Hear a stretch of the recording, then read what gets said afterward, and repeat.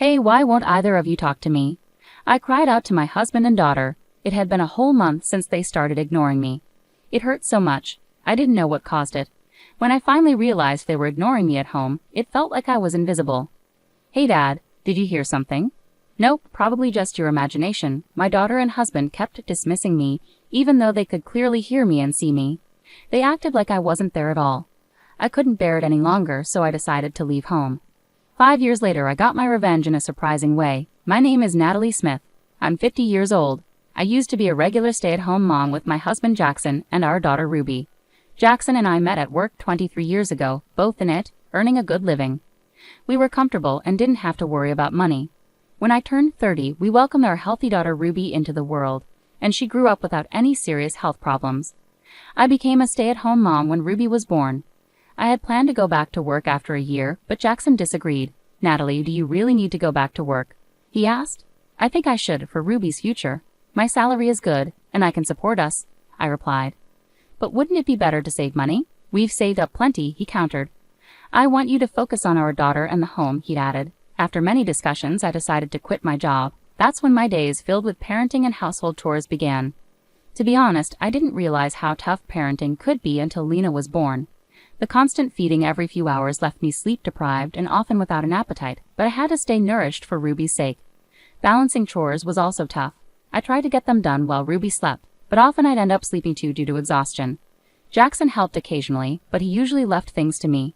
He'd step in when Ruby was calm but handed her back when she cried, and so the days passed by. In a flash, Ruby turned 16.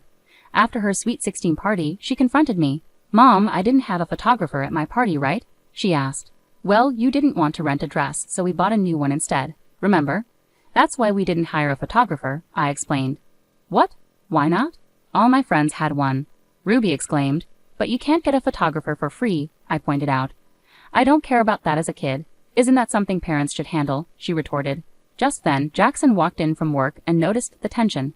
What's going on? He asked. Ruby turned to him, complaining, Dad, all my friends had a photographer at their Sweet 16 parties, and I was the only one who didn't. Mom's saying it's because I didn't want to rent a dress. Is that fair? Understanding her disappointment, Jackson said, I get it. If all your friends had one, you'd want it too. I'll hire a photographer for a photo shoot in your dress. I'll take care of the cost. Really? Thank you, Dad. I love you. Ruby exclaimed happily, then turned to me with disdain and walked out of the living room. I couldn't hold back from confronting Jackson, who seemed too eager to indulge Ruby. Wait a minute. Why are you making decisions like that without discussing it with me? I asked him. What's the big deal? It's just photos, he replied casually. Just photos.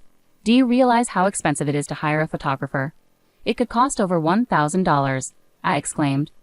Well, Ruby wants it, and shouldn't you be the one paying for that? Jackson responded, shocking me with his unexpected suggestion. What?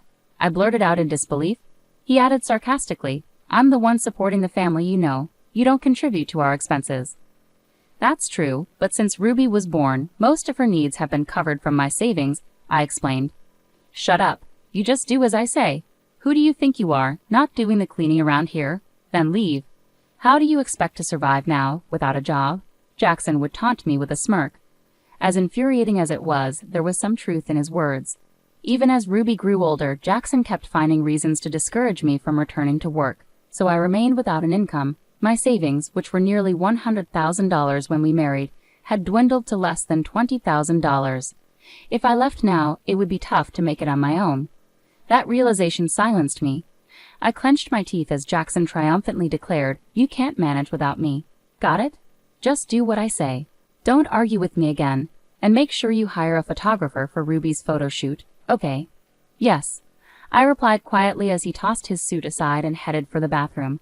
Hanging up his suit, anger simmered inside me. What was all this about? How much more would Ruby and Jackson undermine me? I never intended to be a stay-at-home mom forever. After careful consideration, I resolved to start working from home, just in case. Jackson's dismissive response was, do whatever you want. So I started a job that fit within our tax bracket. The photo shoot for Ruby ended up costing $1,500. She insisted on getting the largest printed picture and having all the photo data, which made it expensive. Looking at the printed picture, Ruby exclaimed, Oh, I look terrible in this. I look way better than that. Don't say that. The photographer worked hard to take this shot for you. Maybe it was the studio's fault in the first place. You chose that place, Mom. It was the only one available when you were free. Stop making excuses. I don't think I'll ever look at this picture again, so just put it away somewhere. What do you mean? I muttered, feeling my voice tremble with anger and sadness. But as a mother, I knew I shouldn't get emotional right then. I took a deep breath to calm myself, holding back tears as I went to the kitchen. Little did I know, worse was yet to come. The next day, I made breakfast as usual, but Jackson and Ruby never came downstairs. Just as I was about to check on them, I heard them chatting as they came down the stairs. Hey Dad, where are we going for breakfast? How about that cafe near the station? I heard they have great breakfasts. I want to go there. All right, let's go then, Jackson replied as they both put on their shoes and headed for the front door. Confused and frustrated, I blurted out, wait a second. Breakfast is ready. Ruby, can't you hear me? Let's eat. But they didn't respond. The door closed with a slam, and their cheerful voices faded away. I couldn't understand what was going on. It wasn't just this once. They ignored me every time I called out to them. Why would they both do this to me? Did they really not hear me, or was something else going on? Later that evening, they returned home together, having had dinner out without me and ignoring the meal I had prepared. Each went straight to their rooms. This pattern repeated day after day, and it broke my heart. A month passed with no change in their behavior. Then one day I found completed divorce papers in the living room. What does this mean? I asked Jackson, but as usual, he and Ruby ignored me, happily eating pizza and watching a movie together. That's when it hit me. All the emotions I'd been holding back boiled over. In a desperate panic, tears streaming down my face, I finally spoke up. Hey, why won't either of you answer me? I pleaded, but there was no response. They just kept laughing and watching the movie, completely ignoring me. I didn't understand what had triggered this. By the time I realized it, my husband and daughter were ignoring me in our own home. You're supposed to be my family, but here it's like I'm invisible, I cried out. Hey Dad, did you hear something? Nah, probably your imagination. They dismissed me, even though they could clearly hear me and see me. They acted as if I didn't exist. I couldn't bear it any longer. Clutching the divorce papers, I packed only the essentials into my carry-on and left the house without saying a word. I took a train to my parents' home, about an hour away. Thankfully, my parents are still alive and enjoying their retirement. They were surprised to see me arrive with luggage, but they welcomed me with open arms once I explained everything. I can see you've been through a lot, Natalie. We're sorry we didn't notice sooner. You can stay here as long as you need to get back on your feet, my parents said kindly. Their words brought tears to my eyes that day. It was the first time in decades that I had cried so openly. The following day, I filed for divorce and reverted to my maiden name, changing from Smith to Adams. Despite feeling some loneliness, I managed to steady my emotions and started looking for a job. It was daunting. After leaving work at 30 and having a 20-year gap in my employment history, I wondered if there was still a place for me in the workforce at 50. Wow, that's quite a twist. Here's a rewrite. I was grateful to be hired on the spot by the first company I applied to. They valued my previous experience with a well-known company, and soon I was handling important responsibilities. Over the next 5 years, I mastered my job and began training new hires. I formed a special bond with Harris, a colleague around my daughter Ruby's age. It felt like having a son, and I enjoyed chatting with him. His mother, around my age, became a good friend, and we talked about everything from work to personal matters. Harris, now in his 3rd year of the company, handed me an envelope one day. What's this? I asked, curiously. He grinned shyly and said, I'm getting married, and I really want you to come to my wedding. Congratulations. I'd love to be there. Thank you, I replied warmly. When I got home and opened the invitation, I was stunned. The bride was none other than my daughter, Ruby Smith. You're kidding, right? Is this some kind of coincidence? I exclaimed aloud. Just then, my phone rang. It was Jackson. Hello, it's been a while. How are you holding up? He asked casually. What do you want? Don't be like that, I replied tersely. Ruby's getting married. You should come to the wedding, Jackson said abruptly. What are you talking about? We're divorced. I can't just show up and pretend everything's fine, I retorted. Just come, okay? I'll send the invitation to your parents' house, he said, ending the call before I could respond. I had no intention of attending Ruby's wedding as her mother. However, I had already promised Harris that I would be there. It would be rude to decline now. With that in mind, I reluctantly decided to go. On the day of the wedding, 2 months later, I attended as a guest on the groom's side, since Harris worked for me. The ceremony itself was intimate, with only close family present. Guests were to join for the reception. I noticed an empty seat in the family section. Apparently, Jackson hadn't seen me yet. As the introductory movie for the bride and groom concluded, they began greeting each table.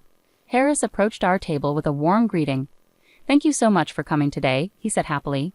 Beside him, Ruby's expression turned pale with shock. Jackson, noticing this, rushed over in disbelief. "What's going on? Why are you sitting here?" he demanded, breathless. All eyes in the room turned toward us. Harris, observing the tense moment, asked with curiosity, "Excuse me, do you know Ms. Adams?" Jackson replied hastily, "She's Ruby's mother." "What? But I was told Ruby's mother abandoned the family and left," Harris exclaimed in confusion. "That's not true," I interjected firmly.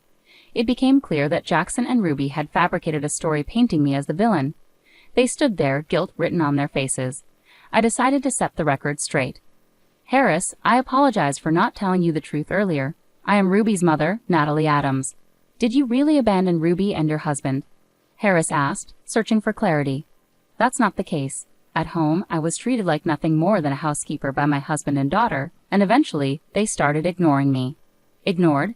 "Yes, it went on for a month, and I couldn't take it anymore." Jackson had already prepared divorce papers, so I took them and left. "It wasn't me who left. They pushed me away." "Ruby, why did you ignore your mom?"